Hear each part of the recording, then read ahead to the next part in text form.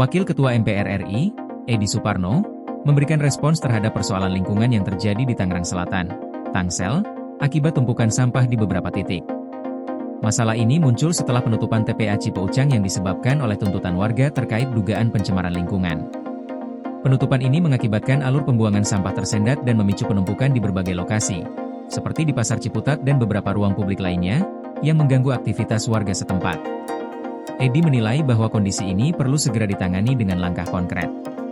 Menurutnya, selain solusi jangka pendek, penting juga untuk mencari solusi jangka menengah yang dapat diterapkan, khususnya sebelum teknologi Waste to Energy, WTE, diimplementasikan secara penuh.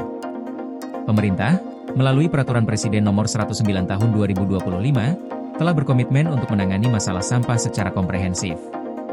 Namun, Edi menekankan bahwa sebelum proyek WTE bisa direalisasikan sepenuhnya, diperlukan upaya penanggulangan sementara yang lebih praktis dan cepat dilaksanakan. Masalah sampah yang terjadi di Tangsel ini juga menjadi sorotan mengingat banyak wilayah perkotaan lain yang juga sedang mempersiapkan penerapan Waste to Energy. Edi mengungkapkan bahwa apa yang terjadi di Tangsel bisa menjadi indikasi awal bagi potensi masalah serupa di wilayah-wilayah lain yang juga tengah mempersiapkan teknologi WTE ini. Oleh karena itu, solusi sementara perlu segera dilakukan, diantaranya melalui pemuatan layanan dasar pengelolaan sampah.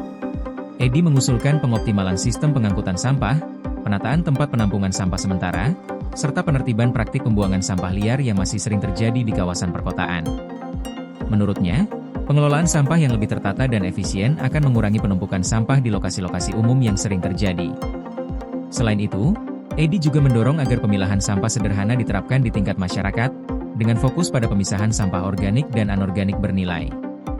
Ia berpendapat bahwa pemilahan sampah yang sederhana lebih realistis untuk diterapkan dalam waktu dekat, dibandingkan dengan skema pemilahan yang lebih kompleks dan sulit dijalankan di lapangan. Edi juga mengusulkan agar pengolahan sampah organik dilakukan secara terdesentralisasi, terutama di pasar tradisional, kawasan komersial, dan lingkungan permukiman padat. Komposting skala lingkungan dan komunal, menurutnya, dapat mengurangi secara signifikan volume sampah basah, yang selama ini menjadi sumber bau, pencemaran, dan keluhan masyarakat. Lebih lanjut, Edi menekankan pentingnya penguatan tata kelola pengelolaan sampah di tingkat daerah melalui pembentukan satuan tugas atau Project Management Office yang khusus mengawal kesiapan implementasi Perpres 109 Tahun 2025. Ia juga menyebutkan bahwa kesiapan data, koordinasi lintas sektor, serta komunikasi yang transparan dengan masyarakat sangat penting agar kebijakan pengelolaan sampah dapat berjalan efektif dan diterima oleh publik.